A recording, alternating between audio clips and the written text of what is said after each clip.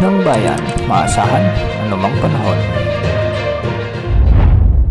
Magandang araw po sa ating lahat. Narito na ang latest update sa pagiging lagay ng ating panahon ngayon at sa susunod na 24 oras. Sa kasalukuyan ay tatlong weather systems ang nakakaapekto ngayon sa bansa. Una rito ang frontal system na nakakaapekto sa extreme northern Luzon, samantalang trough ng low pressure area ang nakakaapekto naman sa ilang bahagi ng Mindanao at Palawan, at easterlies ang nagdadala naman ng maalinsangang panahon sa nalalabing bahagi ng ating bansa. Dahil nga sa pag-iral ng frontal system, asahan ang maulap na kalangitan na may mga kalat-kalat na pagulan at thunderstorms sa may Batanes at Babuyan Islands.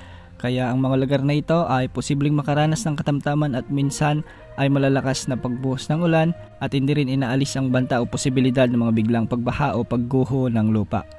Samantala, magiging maulap naman ang mga papawirin na may mga kalat-kalat na pagulan thunderstorms naman ang inaasahan sa Zamboanga Peninsula, Basilan, Sulu, Tawi-Tawi at Palawan, at ito ay dulot ng trough ng low pressure area. Pag sinabi nating trough, ito yung buntot ng isang low pressure area. Makikita nga natin sa ating satellite animations na may mga kalat-kalat na malalakas na pagulan na posibleng magdulot ng mga biglang pagbaha o pagguho ng lupa sa mga nasabing lugar. Samantala sa Metro Manila at nalalabing bahagi naman ng ating bansa ay magiging bagyang maulap hanggang sa maulap naman ang mga kalangitan na may mga isolated rain showers and thunderstorms.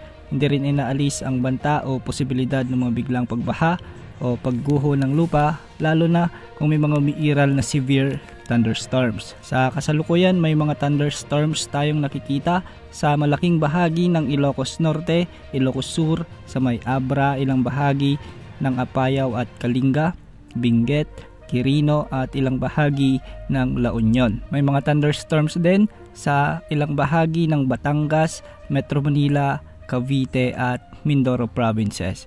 May mga pagulan din sa Southern Quezon Province at ilang bahagi pa ng Bicol Region. May mga thunderstorms din tayong nakikita sa may Panay Island, western part ng Negros Island Region at ang malaking bahagi ng Eastern Visayas kasama na ang Masbate. Next week o sa susunod na linggo ay may inaasahang malakas na pag-ulan sa kanlurang bahagi ng bansa, at ito ay dulot na ng paparating na habagat. Ito yung tinatawag nating southwesterly wind flow.